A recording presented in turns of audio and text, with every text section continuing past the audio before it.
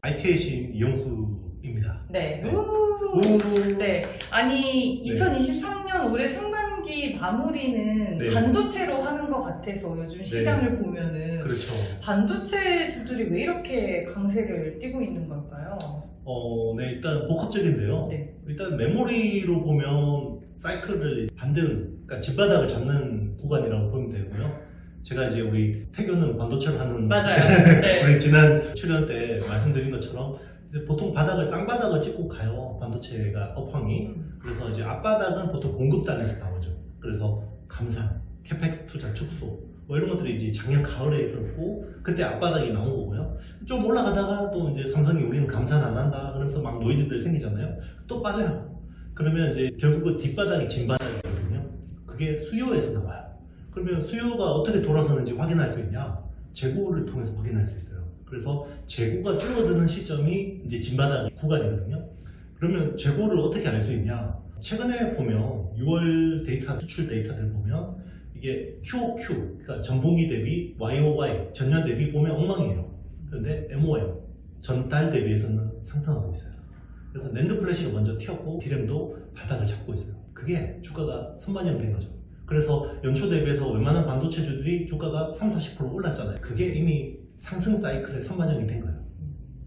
그럼 이제 그 상승의 서막이 시작된 거예요? 아니면은 주가로 보면 네. 한 3분의 1은 온 거죠. 그래서 항상 선반영하기 때문에 분할 매수하는 거를 이제 많이 말씀드리는 거고, 근데 아직까지 업황으로 보면 상승 사이클 초입이기 때문에 먹을 수 있는 룸은 많아요. 반도체 쪽으로 봤을 때. 그런데 단기에 너무 급하게 오버슈팅한 측면들이 있기 때문에 우리 상승 사이클도 이렇게 조정 없이 가는 건 없잖아요. 네, 그러니까 어느 정도 좀 조정을 받을 수도 있고요. 그 다음에 또 계속해서 올라갈 수 있는데, 보통 이제 그 전설적인 투자자 우라가미 군요 같은 분들은 주식시장을 사계절에 비유를 하잖아요. 사계절이 이제 봄, 여름, 가을, 겨울이 있는데 어쨌든 봄은 놓친 거예요. 지금 반도체 주식이 없다 그러면 자기는 봄은 놓친 거예요. 봄에 왜 투자를 했냐면 실적은 엉망이에요. 근데 막 주가는 슬금슬금 오른단 말이에요. 그게 유동성이 막 이쪽으로 몰리니까 그렇거든요. 그러면 여름하고 가을에 먹어야겠죠, 수익을. 근데 가을도 가을 상반기는 먹을 수 있는데 가을 하반기는 먹을 게 없어요. 왜요? 왜냐면 여름이 어땠냐면 여름은 유동성도 괜찮고 실적도 올라와요. 그래서 실적 장세라고 이야기를 많이 하고요. 그리고 보통 가을은 실적은 엄청 탄탄한데 유동성이 빠지기 시작해요. 그래서 실적이 잘 나오는데 왜 주가가 이러지? 막 이런단 말이에요. 그리고 겨울이 되면 실적도 안 좋고 유동성도 안 좋고, 우리는 작년 하반기 겨울을 지나고 이제 봄을 막 지난 거예요. 그러면 이제 여름 오고 있잖아요. 우리 진짜 계절 여름이 아니라 반도체 주식 여름이 온다 그러면 지금은 열심히 바텀업으로 실적이 탄탄한 회사들 중심으로 지금은 열심히 잘 스크리닝 해야 돼요.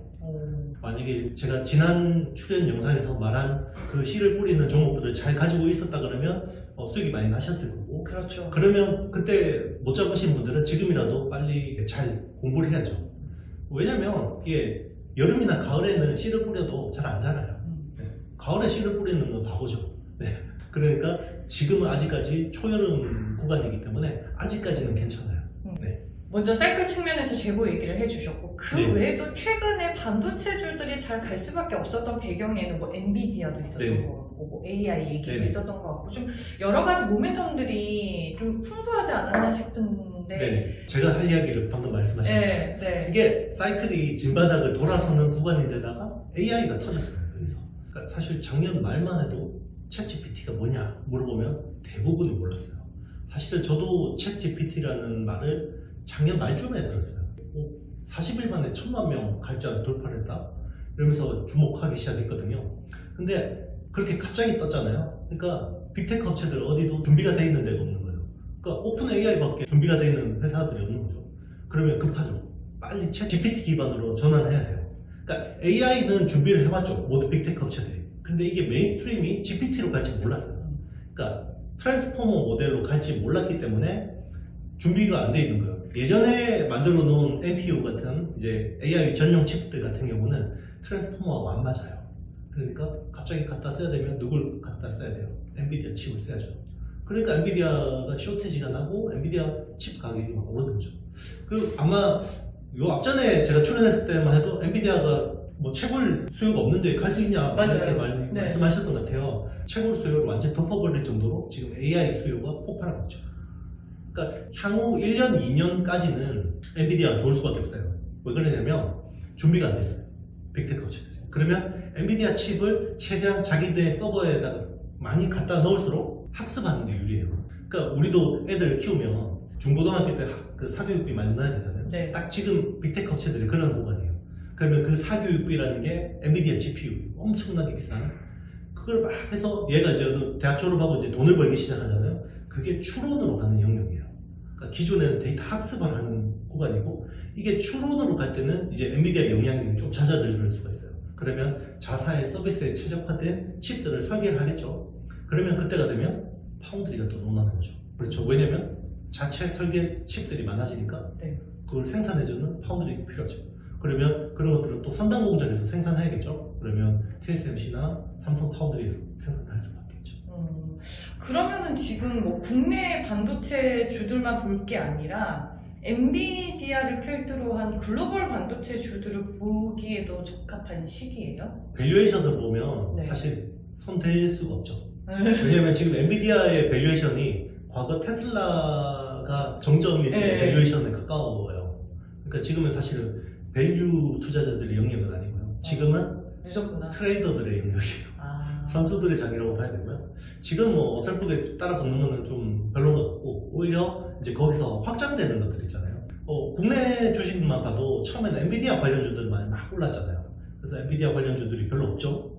그래서 엔비디아 GPU에 기본적으로 들어가는 게 SK 하이닉스의 하이밴드위스 메모리 그 디램 덩어리가 야 그거 전체 디램 매출에서 5%밖에 안 돼 라고 무시했었잖아요. 네. 근데 그게 대박인 거죠. 엔비디아 GPU가 저렇게 잘 나가는데? 라고 해서 땡겨버렸잖아요. 그래서 SK 하이닉스가 연초 대비해서 지금 60% 올랐죠. 네. 위너. 연초대비 60% 올랐어요. 나는 근데 왜 수익률이 31%밖에 안 되지? 그렇죠. 네. 네. 9만원 잤습니다. 개인정보 이야기해서 죄송합니다. 네. 아니 그러면은 네. 올해 상반기 같은 경우에는 정말 2차전지와 반도체가 없으셨던 분들 같은 경우에는 네. 재미를 못 본 시장이었잖아요. 네. 그러면 이 패턴이 하반기에도 그대로 이어질까요? 어떻게 보세요? 똑같이 일어나진 않는데요. 네. 변형이 돼서 확장이 돼요. 그러니까 사실 버블이 일어나기 제일 좋은 구간이 언제인 줄 아세요? 어떤 침투율이 10% 내외일 때 제일 세요. 옛날에도 스마트폰이 10% 내외 침투율일 때 관련주들이 제일 많이 올랐고요. 2차전지도 전기차 침투율이 10% 내외일 때가 제일 많이 올랐잖아요. 네. AI의 지금 서버 시장 침투율이 5에서 7%예요. 그럼 아직 엔비디아는 버블 구간이지만 다른 관련주들은 아직까지 먹을 게 많다는 거예요. 그러면 이게 AI의 모멘텀으로 확장되는 걸 봐야 돼요. 그러니까 처음에는 엔비디아 관련주들만 보다가 그 다음에 그럼 또 수혜를 보는 게 뭐 있지? 요즘에 보면 이수 페타시스 뭐 이런 거 날리잖아요. MLB 하는데. 그리고 뭐 DDR5 관련주들도 날리고 그 다음에 뭐가 될까? 스토리지겠죠. SSD, 솔리드 스테이트 드라이브 쪽에서 서버 쪽에 노출도가 높은 회사들 그리고 그 관련 인프라들 예를 들면 AI는 데이터를 해외에서 땡겨오잖아요. 만약 챗 GPT를 우리가 쓴다 그러면 속도가 지연이 있죠. 그런 것들을 최대 빨리 해주는 인프라들 있죠. 뭐 인터넷 익스체인지라고 하는데 그런 쪽을 하는 게 이제 국내 KI, NX 같은 회사들 그런 주식들이 최근에 오르죠. 그러면은 저는 이제 제일 궁금한 게 SK 하이닉스인데 네. 최근에 이제 증권사 리포트들도 다 실적 추정치 올려잡고 뭐 투자 의견 목표주가 다 올려잡았잖아요. 네. 그러니까 저도 이번에 진짜 딱 절실하게 느낀 게 SK 하이닉스는 10만 원 안에서 사서 13만 원, 14만 원에 파는 게 정말 진리이구나. 이걸 정말 뼈저리게 깨닫게 됐는데 목표 주가를 지금 이 시점에서는 우리가 SK 하이닉스를 좀 어떻게 잡고 봐야 돼요? 일단 이제 저는 여러 가지 휴먼 인덱스를 많이 활용하는데요. 네. 제가 출연한 영상에 댓글이 너무 아름다워질 때 좀 조심해요. 네. 좀 싸해요. 뭐 반도체를 찬양한다거나 네, 뭐 SK 하이닉스를 찬양할 그렇죠. 때 이 대표님 덕분에 많이 먹었어요. 뭐 감사합니다. 네. 이럴 때 말고 제 댓글에 보면 쟤는 옛날에 뭐 밀었는데 아직도 뭐 엉망이야 이럴 때 사야 돼요. 그렇죠. 악플이 달릴 때는 일단 사는 맞습니다. 거고. 네. 사기 좋은 시즌이고 네. 사실 이제 제 영상을 보고 주식을 사기는 좋은 시점은 아니에요. 네. 그런데 여기 또 조정이 온단 말이에요. 이제 그럴 때는 또 다시 이용수라는 사람이 어떤 종목을 이야기했으니까 그걸 한번 다시 쳐다보는 것도 좋은 방법이죠.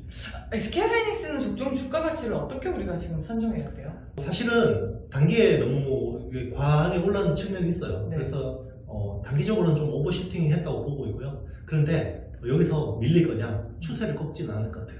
오히려 우상향할 건데 기간 조정은 필요하죠. 네. 그러니까 상승 사이클의 초입이기 때문에 아직까지는 기대 수익률이 50% 정도는 약간 좀 롱텀으로 보면 충분히 먹을 수 있고 그 밑에 있는 소부장들은 아직까지 2배짜리 종목들 많아요. 아, 네. 그래요? 네. 대신에 근데 공부 열심히 해야 돼요. 그러면 지금 확장이 되고 있다고 말씀해 주셨는데 그 반도체 밑에 단, 그 소부장에 있는 종목들 가운데 대장주로 대표할 수 있는 종목들은 뭐가 있어요? 아직까지는 네. 정확하게 알 수가 없죠. 이게 왜냐면 그 소부장 안에서도 순환매가 막 돌거든요. 네. 그러면 지금 뭔가 기술적인 어떤 병목이 되는 기술들이 뭔가 SNS 텍이 왜 많이 올랐겠어요? 그는 EUV 쪽에 네. 붙어있는 서프라이 체인이잖아요. 네. 아무리 반도체 투자를 줄여도 EUV 투자를 줄일 수는 없어요. 왜냐면 ASML이 연간으로 생산하는 EUV 장비 대수가 40대 정도인데 거기서 자기가 포기해버리면 이 순번이 후순위로 가버리죠. 그러면 자기는 또 상황이 좋아져도 못 사요. 그러니까 아무리 투자를 줄이고 해도 EUV 투자를 줄이는 회사는 없거든요.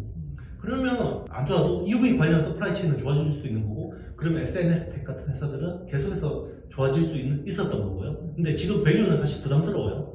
또 오히려 이제 그런 측면에서 보면 EUV용 PRR라는 뭐 동진 세미캠이나 뭐 이런 회사들은 오히려 지금 좀 앞으로 좀 더 갈 수 있는 룸이 있는 거죠. 오늘은 보니까 또 신택이 오르더라고요. 그렇죠. 지금 순환매가 돌고 있는 맞습니다. 상황이에요. 이게 계속 도는 거고요. 그러니까 연초 대비해서 좀 보면 상승 사이클로 갈 때 제일 먼저 급하게 오르는 게 장비주들이라고 이야기했어요.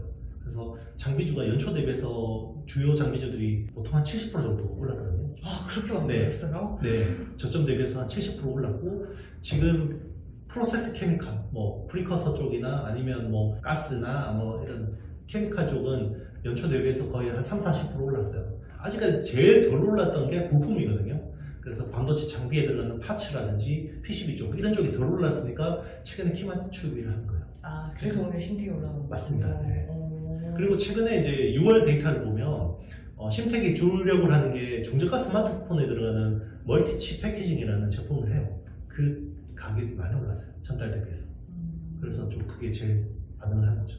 그러면은 대표님께서는 최근에 그 반도체 소부장 종목들 중에서 어떤 기업에 대해서 좀 심도 있게 공부하고 계세요? 바텀업으로 공부하기 좋은 주식은요. 실적이 짱짱할 거 아니에요? 실적이 짱짱하려면 고객사한테 가격을 전가할 수 있는 회사가 제일 좋겠죠.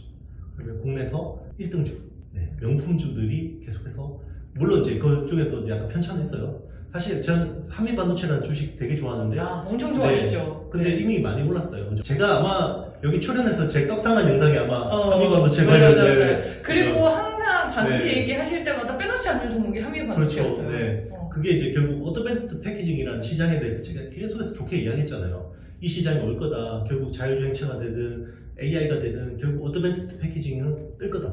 요즘에 AVP 많이 이야기하잖아요. 사실 지금은 이제 먹을 룸이 많지 않죠. 그러니까 전공정은 EUV, 그리고 후공정 쪽은 이제 어드밴스드 패키징 이쪽이 이제 제일 중요한데 아직까지 남아있는 게 삼성 파운드리가 만약에 TSMC의 시장 점유율을 따라잡고 뭔가 기술적으로 뭔가 한번 새로운 분기점이 온다 그러면 3나노 게이트 올 어라우드라는 새로운 신공정 기술이 중요한데요. 네. 여기 관련된 업체들이 아직까지 덜 올랐다고 볼 수 있죠. 뭐가 있는데요? 예를 들면 GAA 사진 영상 넣어주실지 모르겠는데 벽에다가 막대기 새가 박아놓은 것이 생겼어요. 근데 이거를 어떻게 만드냐면 깎아야 돼요. 어떻게 깎냐? 케미칼로 깎아야 돼요. 이게 랜드 플래시 깎는다고 좀